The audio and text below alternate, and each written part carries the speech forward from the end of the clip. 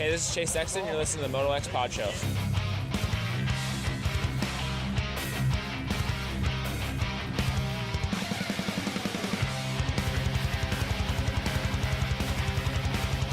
What's up, you guys? Jeremy McGrath here. You are listening to MotoXpod show.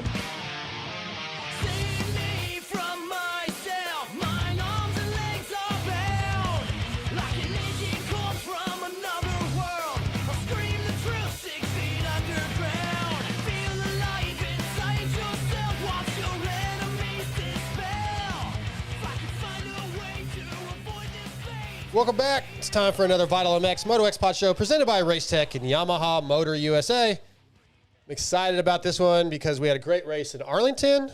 Daytona is next week, and we all know that's when the season starts.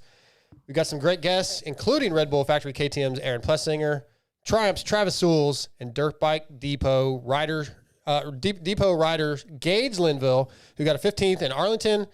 We also have a special guest in studio. Before we get to that, welcome back. Scotty Thompson, working the cameras, working YouTube chat. Hopefully we have no audio issues this week. What's up, Scotty? Yeah, we're hanging in there on that, hopefully for the best. Yeah, man, got to go to Arlington. It was an awesome weekend. We fanboyed out over Lewis a little bit. See, that I knew you were going to say something like that. I didn't hear about this. So I came up and I saw Darkside at the Club MX tent.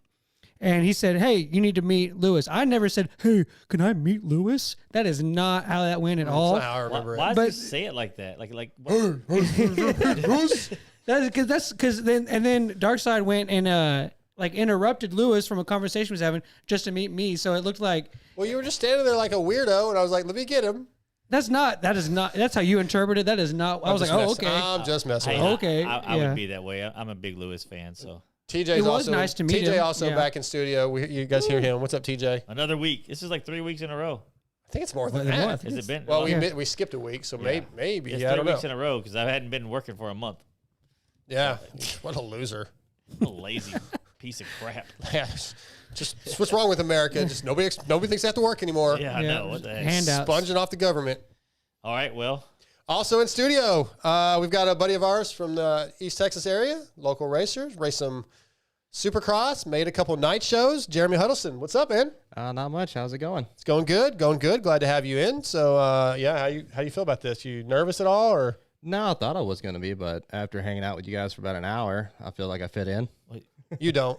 I mean, I'm glad we could make you feel that way. We Yeah, make yeah. Scotty feel that way too. So I mean, It's almost impossible to make him feel like he fits in, but Oh. we try. We're so nice to him and try to build him up, and it just So nothing but is supportive. Jeremy, they're trying to show off for you and like make fun of me real bad. So I'm just gonna have to roll with it, I guess. I'm not making all fun of good. you. All right. No, I'm making a vow this show, at least only this is one, to be nice to Scotty. That's dumb. This is the Racetech Open Discussion, and Racetech does not only do suspension work. They've been building a reliable world-class engine, which requires a combination of state-of-the-art equipment, experienced, knowledgeable technicians. Racetech provides quality precision engine services using the best equipment and processes in the industry, developing the best combination of porting, cam timing, mapping, and related components to build those world-class engines is a painstaking process. Racetech has spent an impressive number of hours doing R&D on the flow bench, dyno, CNC, and at the track to create the Racetech Power Plan. If you follow the Racetech Power Plan and assemble the engine correctly, you can build an engine capable of competing with anything in the world. Racetech.com. Find your local service center. You can order parts, get to know your local service tech, use those guys to redo your suspension and get your engine parts when you're rebuilding. Racetech, we're glad to have them on. Let's jump into Arlington before we get to Aaron Plessinger. Cooper Webb wins the 450 class in very exciting style. TJ, thoughts on the race as a whole? You know, we got Jet. Looks like he's going to win. Obviously, even in the 250 class, it looked like Austin was going to win. And both classes, crazy stuff happens. Pretty exciting night. Honestly, overall, one of the more exciting nights of racing from the heat races through the end of the main events. Yeah, that's what I was Pretty going to awesome. say. I've heard other people commentate on it, how it was so boring until the end, but to me it wasn't. I didn't think so either. It was really, and I watched it on TV. I didn't go, and so the Yeah, TV. because you hate package- racing. Yeah, he hates Supercross. You hate live racing. I'm not a big fan of live events, but moving on. Anyways, they it was actually really fun to watch. I was enjoyed it. I watched it by myself too, so it was still fun. Jeremy, was there ever a moment during that main event that you thought Cooper Webb could win that thing? No, not at all. I was honestly focused on Tomac, and whenever you just heard that bike, he's just grabbing a handful out of the corners. I was literally, I guess you could say, fanboying. Like, I was excited. Like, fair. I know Tomac he's showing he's back right now, and that got me really excited. Yeah, Eli might be the Barnett clutch performance of the week. Yeah. Might be. We're not there yet. How about you, Scotty? Because I did do a post race with Cooper. That was like the first thing I said. I was like, bro, I never thought for a second you had a chance to win that race. And he just started laughing. So, yeah, me either. See, I guess I'll be the one that differs. I thought that he kept him pretty honest. I mean, I know the formula for Jet is to get the gap like that and just hold it. But it wasn't constantly just growing. Like, Cooper would come back on him a little bit.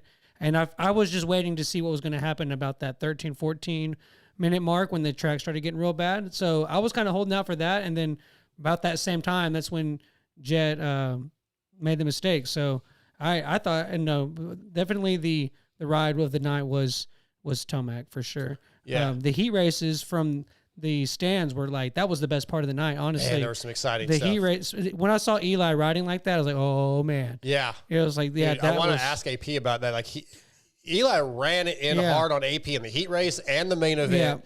Eli was trying to prove a point. And in my opinion, even though he didn't win, he did prove a point. This championship is not over. It doesn't even start till next week anyway. Yeah, so, right. so, yeah, I think we're going to talk about Eli in a minute. But to stick with Cooper in Arlington, I've always said that, like, I hate it when the TV announcers go, oh, Chad Reed's really good in San Diego. He loves that track. Well, it's not even the same track. It's the same city. I always hated that statement. It just sounds stupid because it's a different track. But Juju, there man. is something to a city and a rider. In 8 years of his 450th career, Cooper Webb has raced at Arlington 10 times because in 21 they raced there 3 times back-to-back. He won all those. He's won 6 times in 8 years, 10 races. Like, Arlington is his city, TJ. It seems like I don't know how that works. It was a bit of luck, and he admitted to that this last weekend, but he was there to capitalize after not looking fantastic throughout the day. Like, I don't remember what he qualified. It wasn't, 4th or 5th. I think it was 4th or 5th in the heat. He qualified actually pretty bad, as I recall, but he just turns things around anyway, but Arlington seems to be a city. Two ways to look at it. We've all been racing, and you have a argument with your wife, or something happens on the way there, it pisses you off, and you go to the race and you do bad because your mindset is in that area. Where he come rolling into the weekend, even though it didn't start off good, and obviously his team had to, pep him up a little bit to get him going. He came in with that positive mindset, which is going to help. Plus, I think it has more to do with the dirt than the track, because Arlington has a way that it develops, and Seattle has a way it develops. But when Cooper was a rookie, I think that was before they changed the dirt, and it used to be super hard pack, which of course he didn't do well in his first 2 years. I think 12th and 20, 3rd and 22, 21 was. Oh, I'm going back. 17. Okay, so his rookie year in 17, he got 14th, and 18 he got 6th. That's about when they changed the dirt. Exactly. So you might be right. That you might have a point. well, look at it like this. So you've had some bad experiences at Glen Helen trying to go ride, and and so, I'm just like Cooper Webb. That's true. All yeah, right, yeah, I'm with you so far. Okay, cool. Yeah, so you like when you were going to do that race, the vet race, you were kind of like, man, that track gets rough, and like you were already psyched out. But let's say like Steve was coming to race you at like Johnsonville or one of your other favorite tracks around here. Some guy that has another show. Never heard him. Say that He would quit. You wouldn't get beat so bad. That's what he's saying. you would be excited. You'd be like, you're like, okay, yeah, you're coming. But it's the same track. Well, I mean, yeah, but it's basically. it It is the dirt to agree. So I'll give you. Well, all right. I think it's more of just your mental memories of it. Like, maybe. Just like you had, like if you go eat at the same place all the time, because like say like your work goes there for lunch. I don't correlate. The first time you go, it was just it was survive, terrible. And so then now every time you go, no matter how good it ends up being, you still think about that time that it was terrible. Okay. So Jeremy, thoughts? Yeah, Cooper, isn't it crazy how Cooper try to just- keep the mic in front of you a little bit because if you need to move it, just move it. Pull it towards you.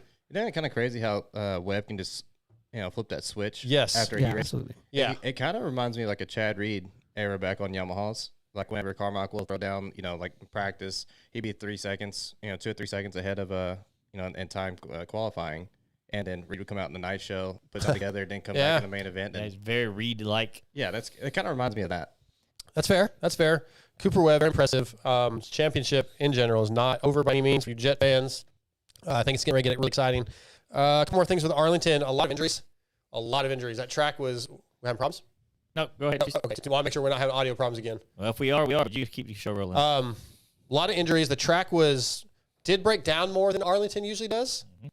And that coming out of the sand, that first over the table where Faulkner got hurt, Swole crashed right around that area, claimed a lot of guys. I think that might even be where Ferry got hurt earlier in qualifying. No, he got hurt in a different section. But regardless, this track claimed a lot of riders this weekend. I don't know if anything can be done about that. Well, but you were there, and you got good seating to be able to see it all. What do you think was the cause? Was it the way the track broke down? Was it the build? Was it just riders like? I didn't realize it from up above that the track had broke down quite as bad as it has. So I think that's part of it. But that first over table thing where Faulkner that was all day, that whole rhythm, and then the far rhythm too. The guys would either over jump or clip. It didn't seem like the rhythms were quite as perfect where you could just hit them perfect every time. It was didn't flow. Very technical. That's really what it was.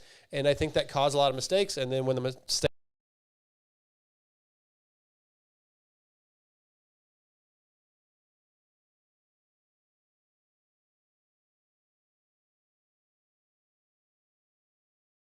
happened, big consequences. When you see a track like that, should they have stepped in and maybe taken that roller out to where before the table? Before they take that roller that they were wheeling over, because that's what a lot of that was. They had to wheelie over that, drop in, and then almost like either peg bounce, and I saw a couple guys seat bounce to get over that to go over table. Jeremy, you're the only one in here who's done stuff like that. Like, yeah, I don't know if I'm looking at it from in the stands or whatever. It was like a really short, transition. Is a deep pocket. You had to be pretty calculated.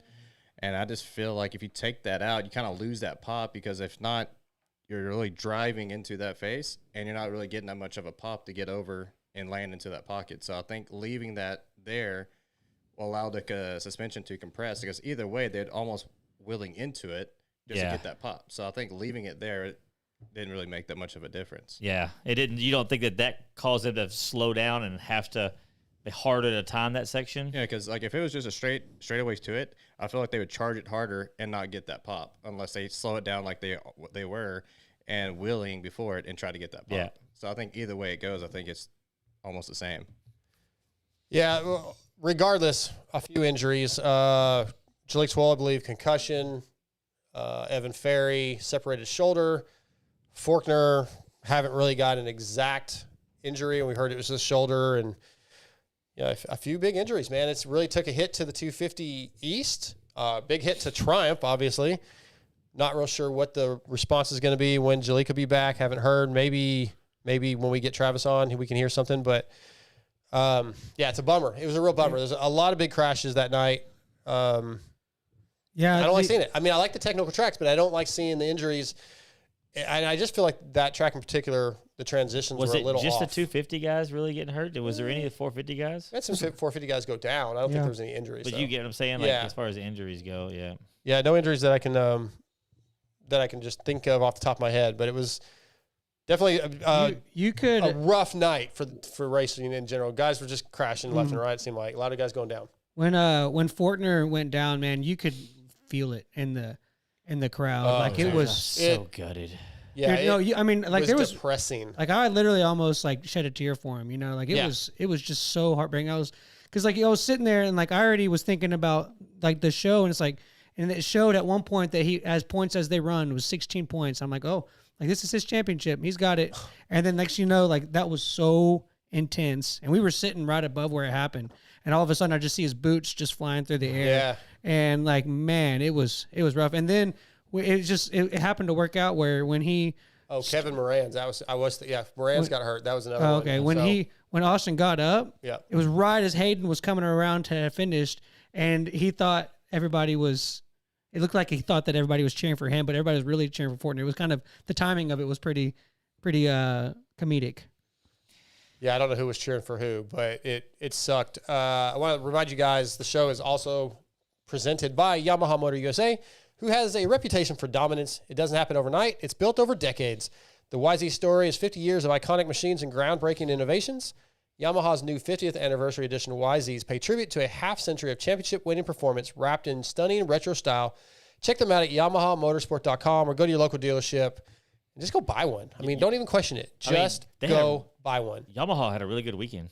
Yes, they did. You know what I mean? Like, yes, I believe that Deegs would have made a battle out of it, whether he'd have got around him or not. No one knows. But and then you have Tomac, what he showed what that bike can do when he's comfortable. Webb, they had a really, really good night.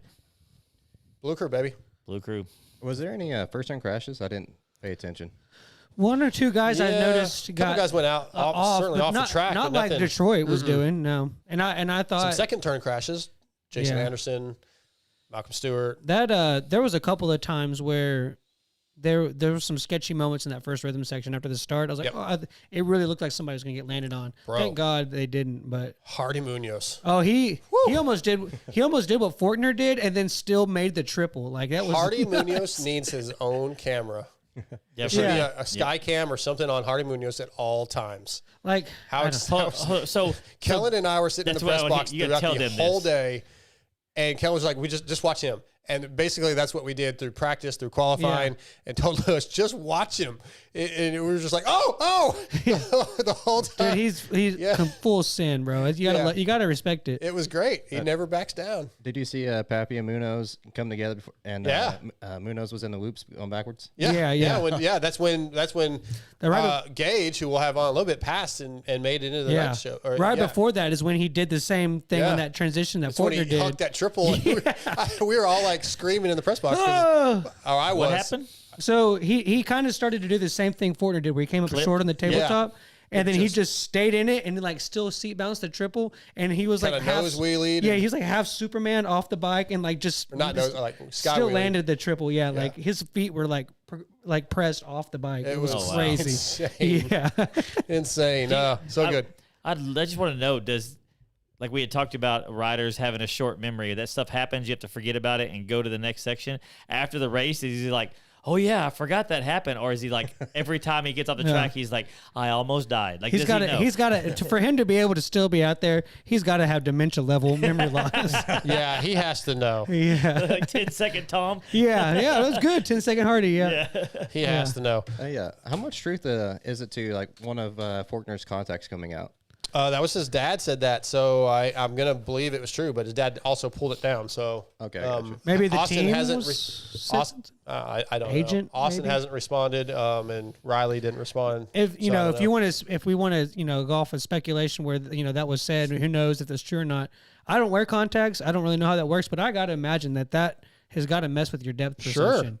Like if you got one in and one out, like it's Yeah, I'm sure it didn't help. Can't stop. If it actually happened, it didn't help. I guess it'd be like if you had like a piece of dirt in your eyes. Probably what. I've done that. I've done that before. This sucks. Let's move on to Daytona. You get them in your goggles. The joke again. Keep joking that the season starts at Daytona. It actually kind of does this year. I don't know, man. The season is it starts every single weekend. It's something new. It's crazy, but Justin Brayton's not going to be there. So can anybody beat Eli Tomac? Yeah. I mean, he's won 7 of the last 8. The last time he got beat that someone else won Daytona was 15 with Ryan Dungey. Well, since 2017, he's won every single Daytona race except for 18 when Brayton won. It's going to happen again. You think? I do too. If he hadn't have had the performance that he had this weekend, I would say this might be the year, but like he got of course, like he always does right before Daytona, he got momentum. So watch out. What do you think, Jeremy? Can anybody realistically, Jet's really good. Jet's maybe better at times than anybody else in the field. Can Jet go to Daytona and win over Eli at a track that Eli just absolutely dominates? If these two get a 1-2 start, it's going to be a dogfight. But I really feel like Eli can put the Tomac, the beast mode pressure on Jet. Right. And I really think if he does that, he's going to crack Jet. Okay. I feel that way. I kind of agree that this is a track I think Eli, or a stadium, whatever, where Eli can track him down if he has to from a little bit back and put it on Jet. And Jet's still learning the 450 anyway. He's great. He's not as good as everybody says he is just yet. Like he's still making a few mistakes mentally and technique-wise. I think definitely Eli can dominate him at Daytona. Like I see Eli put a show on this weekend. Yeah, I hope so. I mean, he put a show on this weekend.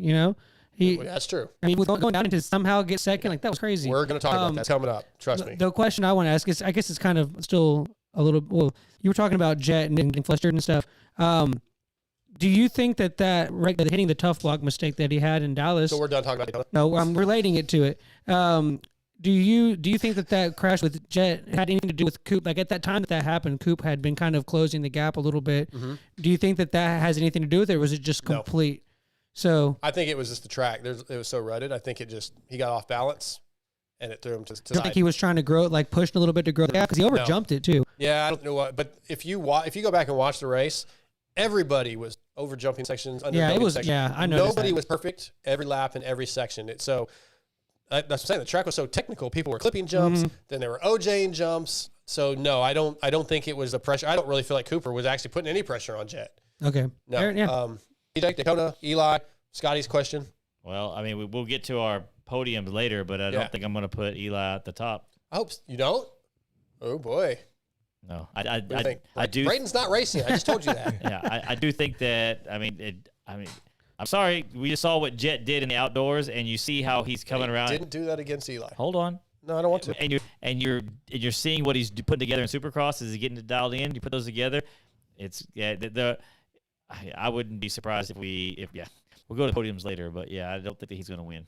I mean, Ken Roxon, he put up a fight with Jet, and then on the outdoors, and then Chase Sexton, he's a low riding, low RPM rider. Yeah, he hasn't really. I don't think Jet has really faced anybody that rides in the RPMs of Eli Tomac, and I really think that could be the kryptonite to Jet's pressure. I don't know. I think Eli. I kind of like what you're saying. I feel like Eli would put a different kind of pressure, a more aggressive pressure on Jet than what Chase would do. So he's going to hear him more. He's going to feel him a little bit more. The pressure, like especially when you think about how Eli passed AP in the heat race and in the main, he was. We all said he's bulldogging, right? It's a different style of riding than Chase. So I can see it affecting Jet in a different way if there is pressure. You come into Daytona with a perfect outdoor season, and they say even if it's not, but they say it's more of an outdoors. It's going to give him that hope. He's going to, obviously, Tomac has won a lot. If he doesn't win, it's not the end of the world. But Jet is going to come in, I think, I have to win because this may be my only time to prove that I can straight up beat Eli at his best Supercross round. I think he's going to have a lot of pressure on himself, and I think it's going to pay off. I think he'll win. But then at the same time, that extra pressure, he might push a little harder than he should and make more mistakes. I don't ever think that his problems and mistakes ever come from pushing too hard. But you're saying that he's going in saying, this is my one chance to beat Eli at Daytona and show that I'm better. That's extra pressure. So maybe he gets in a situation where he's not completely comfortable because of that pressure and he pushes too hard to try to do that, right? That could happen. It's a possibility. I really feel like Eli's going to be on that rev limiter inside, outside, right behind him, and that's just he's going to think a lot more because, like I said, Ken Roxon and Sexton ride in such a low RPM range, he's going to play a lot more with lines. He can't just stick to one specific line because Eli's going to find that he beat spot. Showed it this weekend. Yeah, and I mean, if you look at how he went around Plessinger over the weekend, dude, I was 3 rows up, and I could hear Tomac's bike over everybody. That's just going to be a different those type bikes of just sound different anyway. Yeah, it was crazy. Let's talk about Hayden real quick before we move on. Hayden Ding gets his first win, does the little ghost ride. Really what everybody talking about, though, is this podium speech. Welcome to the danger zone. He said something like, the pressure gets to you, talking about Austin Faulkner. I saw him make several mistakes throughout the day. Yeah. I didn't really love any of that. Scotty, I didn't love it. I don't know. Part of it, the danger zone, he's building this brand. He's being a character. Fine. I don't love it. more than anything, I didn't like the little jabs at Austin. Yeah, like, but dude, at the he's same time, do we want him to go, hey, thanks to Star Racing, my bike was great, yay for me? Like, no, but he should have said. I know he said it in the press afterwards, but he should have said in the podium. I'm sorry. The first things first. I don't ever want to win like that. He did say that. He definitely said I didn't. He was riding really good. Yeah, I wanted to battle bar to bar through the whole year. He did say that. It's hard to hear the stadium. I couldn't really. Yeah. All I heard was the danger Oh, you zone didn't get a thing. chance to watch it back, so I have, but I missed that part. Okay, but anyway, so do you have thoughts though, on the other things? The Austin, I call them jabs. I don't know if he meant them as jabs, but maybe be careful. I don't know. I didn't like it. It did come off as a little disrespectful to Austin. That's kind of what I felt. Yeah. And I don't really think that he was actually putting the pressure on, as he says. Austin made some mistakes. And he got in within a second and a half. But I was watching really closely to Faulkner's body language, and I didn't see him either go panic mode to try to scrub. He was still, from first lap to when he crashed, he was still jumping the same way, just doing his, I guess you would say his breathing techniques through the air, just carrying on. I just feel like it was just a dumb mistake. TJ? I'm sorry, we're working, got sound issues again. We have to restart the stream, but yeah, that sucks. Yeah.